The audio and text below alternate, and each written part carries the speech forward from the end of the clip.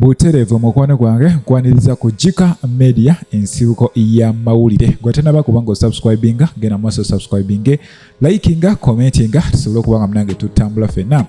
Buterevu ntandisa ne Tamale Jr.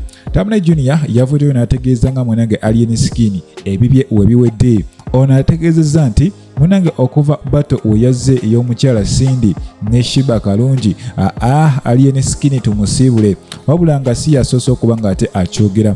Tujjukira bulungi waliwo eyavaayo n'ategeeza ati kasita bategese munange ekivulu kya kireva gye alien skin mu musiibule. Kale omusajja bazze bamusiibula enfunda eziwerako ddala naye ate abalagira ddala nti talina gy'alaga era twamulabyeko ku live emu yagambye ye asobola n'okuba omwaka guno n'aguggusa ate n'alitayalinga n'abagamba nkibateredde kubanga bannamawulire abasinga kye bamwagaliza. Kale ye Tamale Jr agamba ono ekimala kimala era ku luno taluwona bw'ati bw'ategeezezza. That's what has given alien skin vacuum with these people. Nekat right now olutalo lwa Cindy ne Shiba kasita luzze alien skin agenda bulanga nziku. Alien skin's days on media now done. Twebaza nnyo mwenna abamukubidde enduulu. But now let us move on. Okay, let us move on. Okay, banyini industry abayimbi abatuufu kati bazze Cindy ne Shiba bino ebya alien skin tujja biddamu edda ebya Fanconi Forest. So tubeetondera nnyo ababadde bakyabyagala ebyekisiru. Now we have moved on. Katutambudde bagatusimbudde gulabita gatusimbudde banyini industry kati bazze ba chameleon kyokka ekibadde kifudde alien okuba mawulire. The big players, the Kenzos, the Chameleons, the Bebe Cool, Shiba, Spice have been occupied with problems. Kwa entale ziri mu federation yawe Kenzo zibadde zimu occupied. Bebe Cool ali ku mutabani wa munoonyeza kirabu. Chameleon mulwadde ate luli yali eri ebweru ng'akuba festival kugaba kati ng'amawulire gali nnyo ku alien skin. So this time round alien otulabyeko nnyo. We shall still talk about you alien. Webale kutubeesabeesa okoze bulungi kwa the media has been dry, totally dry with news. Right now tuzeyo ku bayimbi abategerekeka abayina omuziki segeera sympathy eweddewo. Omanyi ekyaleeta alien yali sympathy. Abanayuganda manyi this is an emotional society. Bw'oba yagala Abanayuganda bakwagale beera victim nga gwe banyigiriza nti bali mu struggle. Abanayuganda baagala nnyo abafudde tebakwagala ng'oli mulamu. You die.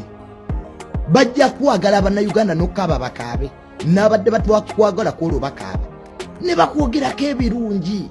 Kaizo tulaba Junior nga nafudde mujja kunjogerako namwe abansibira mu masabo bafulu figure banne omwana oyo banne Junior ye Uganda. They are typical hypocrites. They are hypocrites. Teriyo kuwa sente ng'ozaagala omala kufa ne bakusondera. This is a society. Kakati alien it was sympathy. Palaso ya mukuba ebimu. Of course we all got angry because Palaso ya kisusa. Nenga titwawagira alien mbu kubanga ayina ennyimba. There is nothing alien has. Bye nali ngamba oli omwana wa TikTok nenga yetabiraba. Ono omwana gwe bayita mukunja. Naina debate naye. Nga mugamba nti media kintu kinene nnyo. Omuyimbi ebimukola bingi. Media olina okuba nti olina content gw'otunda yenga ngamba TikTok y'amaanyi ne mugamba TikTok tekola bantu kuba ba TikTok abasinga baavu tebalina na kibalya. How can you make a celebrity nga gwe toyina kyolya mu nsoga bakyotayina? Can you sell limelight when you don't have limelight? Oyinza otunda gold nga tomina? Are you stupid? So some of these TikTokers mwino babuulirira nti having 1K viewers doesn't make you a celebrity. Umanyi ekigambo ekiruzinze meaning mu Uganda celebrity. Kyanyiza okugamba mukwano gwange ye alien skin bagenda kubanga ate munange bamwekuliramu mulago. Ono ye yajja abangi bamulabanga munange eyava mu ggulu malayika eyayitibwa okubanga munange enunula industry eya music. Jukira abayimbi bangi abasajja bo tetukyabalabirako ddala.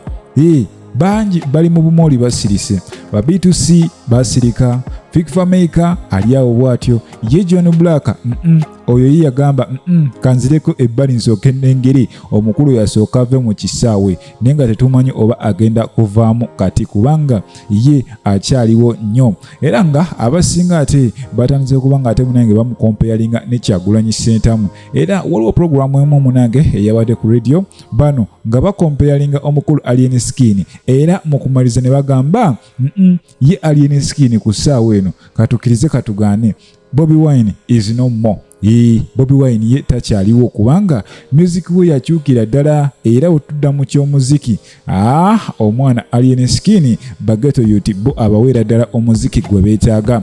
Jukira abantu abali basingira ddala okubanga ate bakuba omuziki ogwa geto ogw'omuntu wa wansi yali omukulu Kyagulanyi Ssentamu. Naye okuva bwe yayingira ebyobufuzi ojja kwesanga nti ennyimba ze ezisinga ayagala nnyo okuyimba oluzungu, era nga tageti ye gy'asinga okubanga ate munange yeetaaga okubanga asobola okucommunicatinga n'abantu bonna naddala abali mu nsi ez'ebweru. Kakati takyalina local fan base neya wansi kubanga ajiwa omuziki gwe yeetaaga. Kale ojja kwesanga nti Alien Skin wali okubanga ate ekyo akiggusa.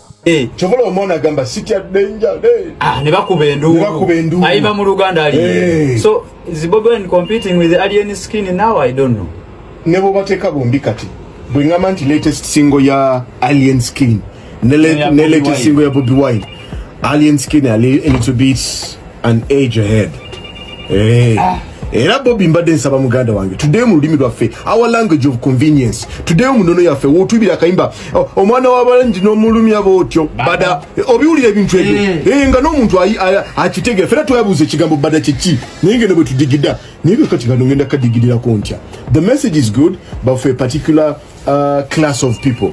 So Bobi today mu Luganda lwaffe tuyimba ebintu olaba kana kayimba kayimba aka omwana gwe yasanga simanyi omuwala n'amalanda bakayita kayo kayimba namusanga ndeeba enti wali nnyonja ulo nakano kuboneka naga mwana muwala obonyebonye n'ebintu bigenda kuba bulungi naye oli owendeeba kakwatayo naye kano kubanga ka Luganda, our language of convenience. Abageto ne bakapikinga ne bakatamba. Yeah, so this is my message to Bobi Wine. Omuntu yenna mumanyi amugambe, let's get back to our language of convenience. Tudemu tuyimba olulimi lwaffe Luganda. Bobi